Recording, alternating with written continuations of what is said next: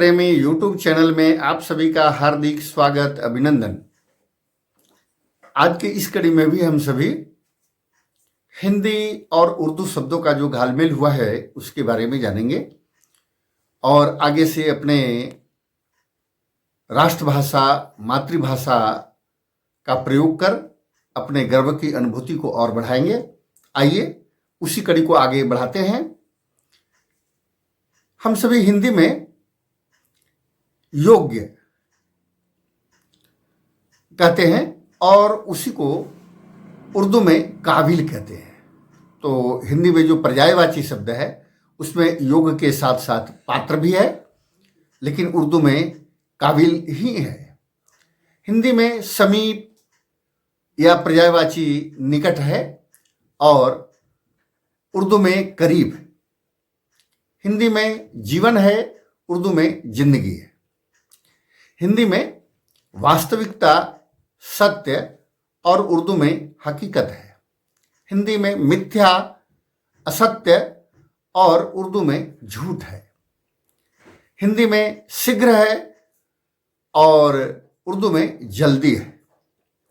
हिंदी में पुरस्कार, उर्दू में इनाम है। हिंदी में उपहार भेंट और उर्दू में तोहफा है। हिंदी में उपचार है, उर्दू में इलाज है। हिंदी में आदेश है, आज्ञा है और उर्दू में हुक्म है। हिंदी में संदेह है, उर्दू में शक है। हिंदी में स्वप्न है और उर्दू में ख्वाब है। हिंदी में परिवर्तित है, उर्दू में तब्दील है। हिंदी में दोष है, उर्दू में कसूर है। हिंदी में निर्दोष है, उर्दू में बेकसूर है। हिंदी में सफल है, उर्दू में कामयाब है। हिंदी में दास है, उर्दू में गुलाम है। हिंदी में स्वर्ग है, उर्दू में जन्नत है। हिंदी में नर्क है, उर्दू में जहन्नुम है। हिंदी में भय है, उर्दू में खौफ है। इस तरह से हम देखते हैं कि जो हिंदी शब्द है उसके जगह पर हम जाने अनजाने में उर्दू शब्दों का प्रयोग कर लेते हैं। तो जहाँ उर्दू का प्रयोग करना हो वहाँ उर्दू शब्दों का करें, लेकिन जहाँ हम हिंदी का प्रयोग कर रहे हैं तो वहाँ उर्दू शब्दों का किसी भी कीमत पर प्रयोग नहीं करना चाहिए, हिंदी का ही करना चाहिए।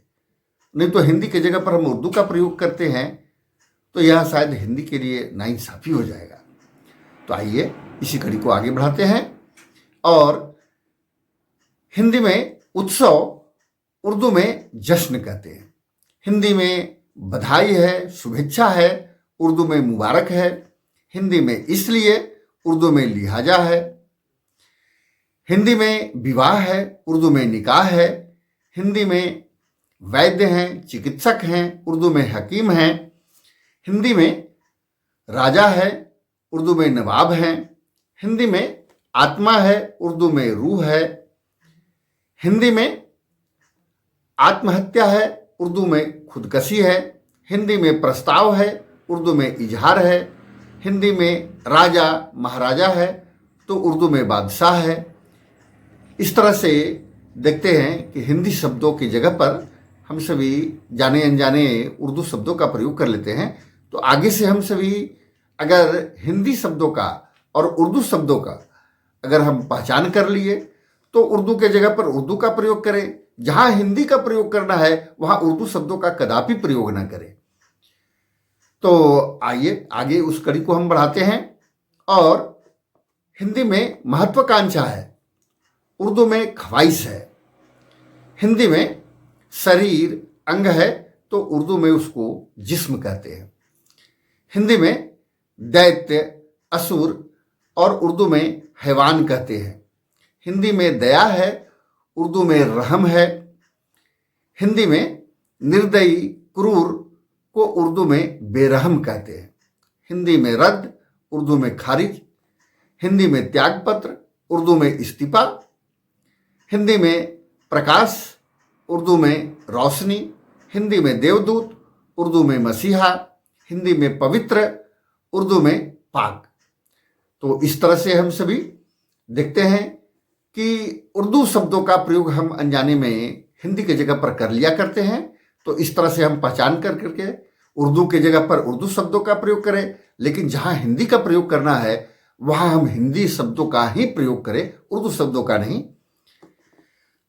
आगे हम सभी हत्या को उर्दू में कत्ल, हिंदी में हत्यारा, उर्दू में कातिल, हिंदी में उपलब्ध, उर्दू में मुहैया, हिंदी में प्रतिशत, उर्दू में फीसदी, हिंदी में प्रशंसक, उर्दू में कायल, हिंदी में भक्त, उर्दू में मुरीद, हिंदी में मूल्य, मुद्रा में, और उर्दू में कीमत, हिंदी में समय, उर्दू में वक्त, हिंदी में शांति, उर्दू में सुकून, हिंदी में विश्राम, उर्दू में आराम। तो इस तरह से हिंदी शब्द और उर्दू शब्दों के बारे में हम सभी जान रहे हैं। आइए उसको आगे पूर्ण करते हैं। हिंदी में व्यस्त, उर्दू में मसरूफ, हिंदी में सुंदर, उर्दू में हसीन, हिंदी में प्रकृति, उर्दू में कुदरत, हिंदी में चमत्कार, उर्दू में करिश्मा, हिंदी में आविष्कार, उर्दू में इजाद, हिंदी में आवश्यकता, उर्दू में जरूरत, हिंदी में अवश्य, उर्दू में जरूर, हिंदी में असीम, उर्दू में बेहद, हिंदी में अनुसार, उर्दू में तहत। तो इस तरह से हिंदी के जगह पर हम सभी जाने अनजाने उर्दू का जो शब्दों का जो प्रयोग कर ले रहे थे, तो अब इसको हम सभी अलग अलग पहचाने और जहाँ जिसकी जरूरत है वहाँ पर ही उसका प्रयोग करें। उर्दू की जरूरत है तो उर्दू शब्दों का प्रयोग करें, लेकिन जहाँ हिंदी की जरूरत है वहाँ उर्दू शब्दों का प्रयोग कदापि न करें तो अच्छा लगेगा, गर्व की अनुभूति होगी। तो आइए हम सभी संकल्प लेते हुए आगे बढ़े कि हम सभी पहचान कर करके हिंदी के जगह पर हिंदी शब्दों का प्रयोग करें और अपने राष्ट्रभाषा, राजभाषा, मातृभाषा को आगे बढ़ाने में सहभागी बने। आज के लिए इतना ही। बहुत बहुत धन्यवाद, आभार।